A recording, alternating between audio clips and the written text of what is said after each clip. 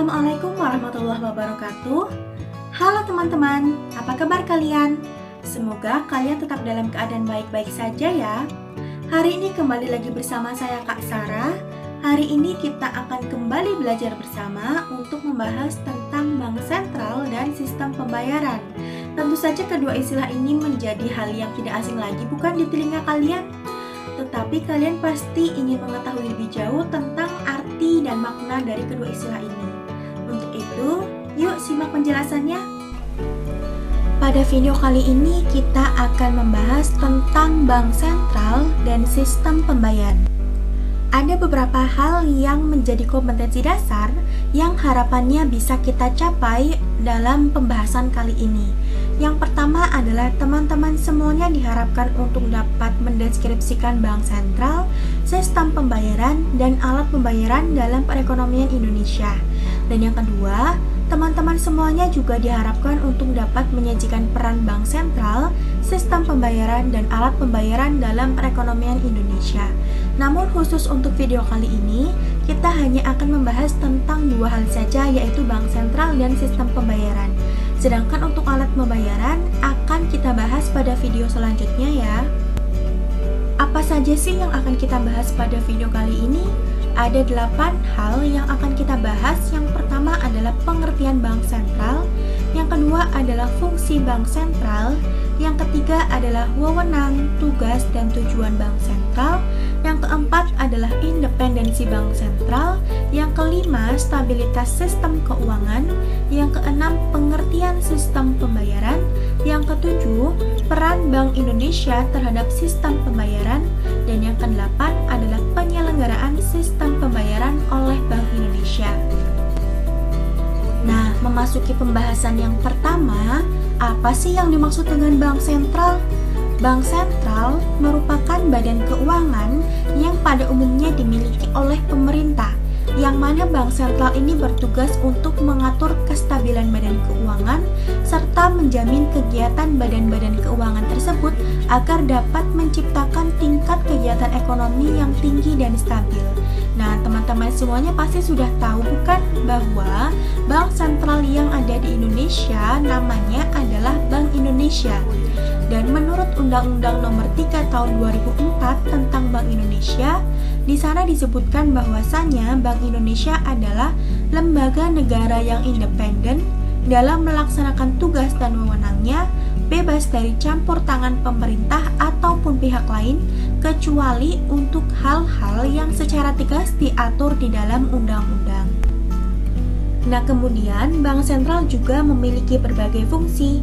Fungsi yang pertama adalah menjaga stabilitas moneter. Nah, untuk menjaga stabilitas moneter, Bank Sentral melakukan kebijakan moneter yang mana kebijakan moneter ini berfungsi untuk mempengaruhi jumlah uang beredar di masyarakat. Ada berbagai instrumen yang ada di dalam kebijakan moneter. Yang pertama adalah diskonto, yang kedua adalah cadangan kas, yang ketiga adalah kredit ketat, yang keempat adalah dorongan moral, dan yang kelima adalah operasi pasar terbuka. Kemudian fungsi bank sentral yang kedua adalah mengawasi dan membuat regulasi bagi bank. Dan tentu saja, bank-bank umum itu harus menaati peraturan yang dibuat oleh bank sentral. Fungsi yang ketiga adalah menjaga kelancaran sistem pembayaran. Fungsi yang keempat adalah melakukan riset pemantauan. Dan yang kelima, memberi bantuan kepada bank agar lepas dari krisis yang dialaminya. Kemudian Bank Indonesia sebagai bank sentral yang ada di Indonesia juga memiliki tujuan. Adapun tujuan Bank Indonesia itu pada dasarnya adalah tunggal atau satu, yaitu untuk mencapai dan memelihara kestabilan nilai rupiah. Dan jika kita berbicara tentang kestabilan nilai rupiah, hal ini bisa kita lihat dari dua aspek. Aspek yang pertama adalah kestabilan nilai rupiah terhadap barang dan ataupun jasa yang tercermin dari laju inflasi. Yang kedua adalah kestabilan nilai rupiah terhadap mata uang negara lain yang diukur dalam fluktuasi nilai tukar rupiah terhadap mata uang asing. Adapun selanjutnya adalah tugas dan wewenang bank sentral. Nah, tugas bank sentral itu pada dasarnya ada 3 hal. Yang pertama, untuk menetapkan dan melaksanakan kebijakan moneter. Dan berkaitan dengan tugas ini, bank sentral berwenang untuk menetapkan tingkat diskonto, menetapkan cadangan minimum bank umum, dan juga mengatur kredit atau pembiayaan.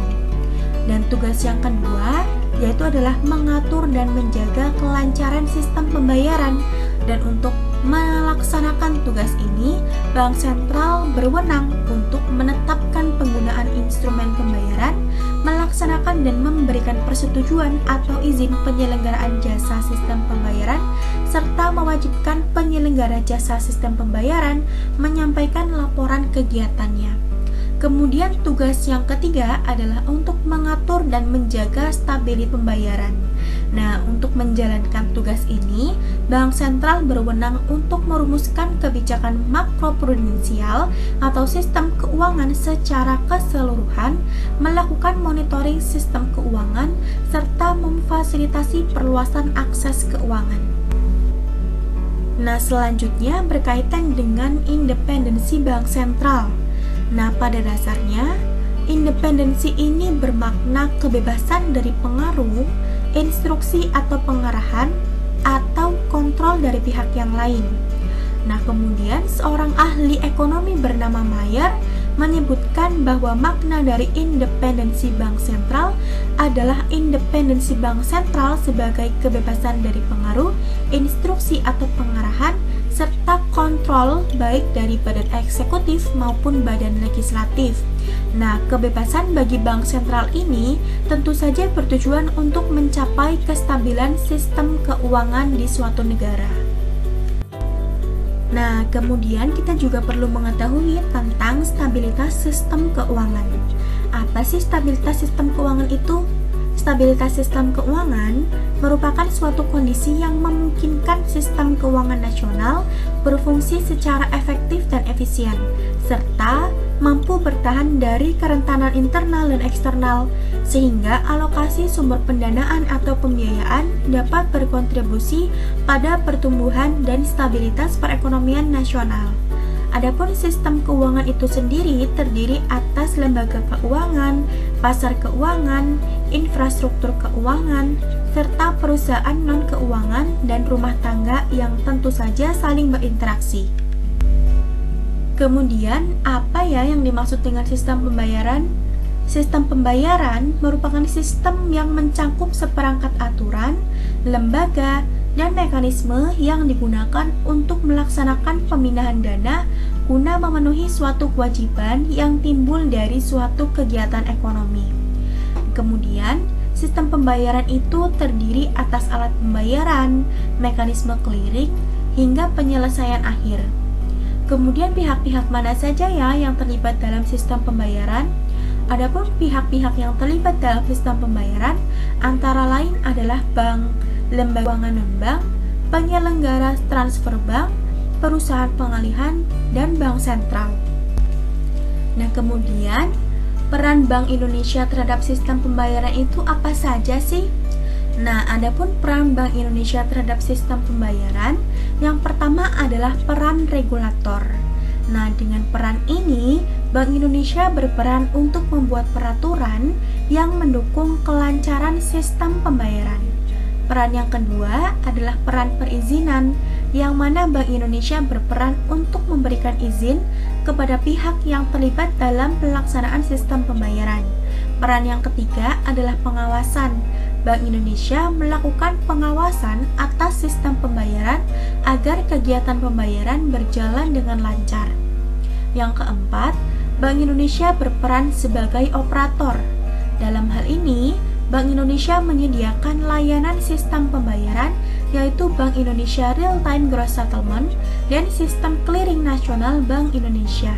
Dan yang terakhir, Bank Indonesia juga berperan sebagai fasilitator, yang mana Bank Indonesia memfasilitasi pengembangan sistem pembayaran oleh industri jasa keuangan.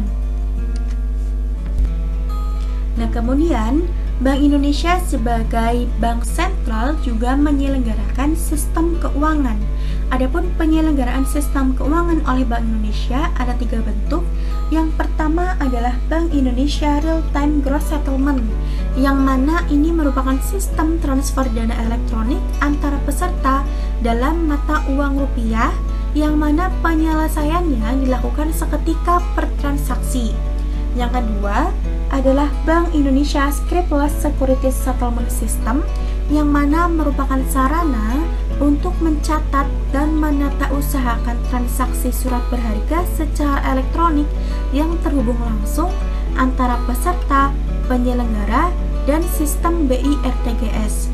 Dan yang ketiga adalah Sistem Clearing Nasional Bank Indonesia, yang mana ini merupakan pertukaran warkat atau data keuangan elektronik antar peserta clearing, baik atas nama peserta maupun atas nama nasabah peserta, yang mana perhitungannya diselesaikan pada waktu tertentu. Nah, itu tadi adalah pembahasan kita tentang bank sentral dan sistem pembayaran.